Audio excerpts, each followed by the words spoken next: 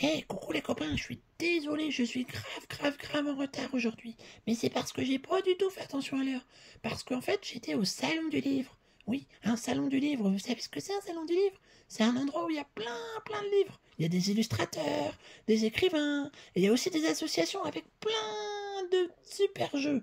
Et il y a des livres, des gens qui lisent des histoires, comme moi. Et il y a aussi une association qui fait faire des activités manuelles aux enfants. Et puis, il y a vraiment plein de choses. Franchement, quand il y a un salon du livre chez vous, il faut y aller parce que c'est pas si ennuyeux que ça. On fait plein de choses là-bas. Bon bref, on n'est pas là pour parler du salon du livre, on est là pour parler de ma petite histoire.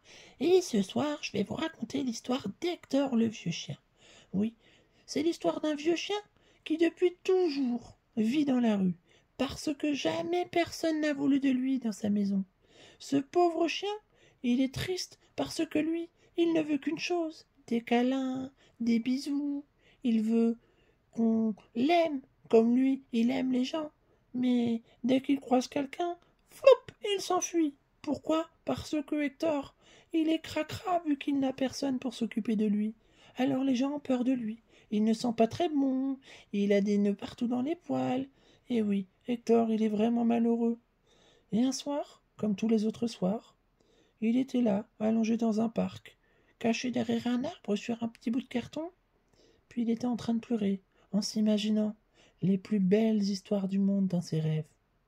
Et oui, il s'imaginait être dans une jolie famille, avec des enfants qui lui faisaient des câlins, qui lui mettaient des déguisements, et des gros bisous partout, qui lui offraient des petits cadeaux, qui le nettoyaient de temps en temps. Oui, Hector, il ne voulait que ça. Alors dès qu'il dormait, plouf, il rêvait de ça.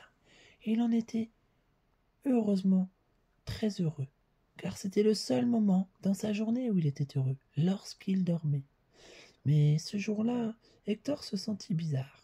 Il avait mal au ventre, pas comme d'habitude. Il s'est dit mince, j'ai peut-être mangé quelque chose que je n'aurais pas dû dans cette poubelle que j'ai trouvée hier. Oh, je me sens mal. Et Hector, oui, était en train de tomber malade. Hector était là, allongé. Il se disait oh, je vais avoir fait toute ma vie tout seul. Et même là, je vais mourir seul. Heureusement, un vieux monsieur passait par là.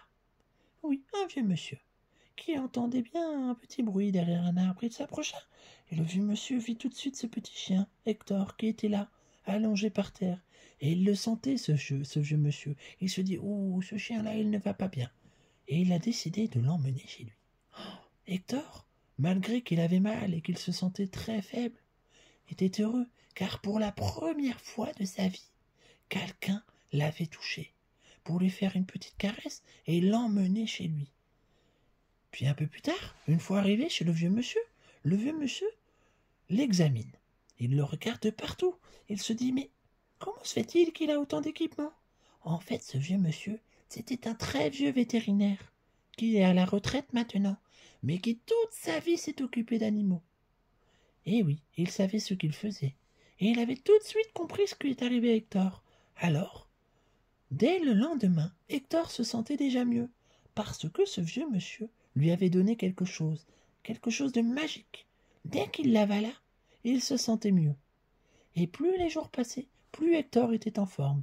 Mais il n'était toujours pas très propre. Et le vieux monsieur n'osait pas trop s'approcher de lui, car il avait un peu peur, il ne savait pas comment allait réagir Hector.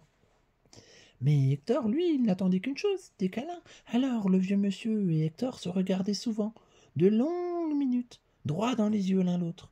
Et le vieux monsieur avait très vite compris que Hector était un gentil chien. Il décida alors de le prendre, de l'emmener dans le bain et de le toiletter. Il le nettoya de partout, de fond en comble. Ce petit Hector, il n'avait jamais été aussi propre, et il n'avait jamais été aussi beau. Hector, il se sentait magnifique. Et le vieux monsieur, il lui disait tout le temps oh, que tu es beau, mon petit chien. Quel malheur t'est arrivé pour que tu en sois arrivé là. Je te trouve magnifique et adorable. Et oui, Hector était magnifique. Et en plus, il était adorable. Le vieux monsieur avait tout bon. Alors Hector se dit je vais peut-être enfin vivre heureux, même si j'ai déjà pas mal d'années et que je suis un peu vieux. Au moins, maintenant, j'ai quelqu'un avec qui partager ma vie. Et oui, il avait raison. Le vieux monsieur décida de l'adopter. Et maintenant, mon cher Hector, eh ben, il vit là-bas. Et en plus, vous savez quoi? Comme dans ses rêves quand il était au parc. Le vieux monsieur, il a des petits-enfants. Et les petits-enfants, ils adorent Hector. Ils l'adorent. Ils lui font des câlins, des bisous. Ils jouent avec tous les jours, dès qu'ils viennent chez papy. Et oui, Hector était heureux. Heureusement que ce vieux monsieur l'a rencontré dans ce parc, car sans lui, que serait-il devenu? Nous ne le saurons jamais. Bref, je vous souhaite une bonne soirée et une bonne nuit. Et encore pardon pour le petit retard. Gros bisous à tous.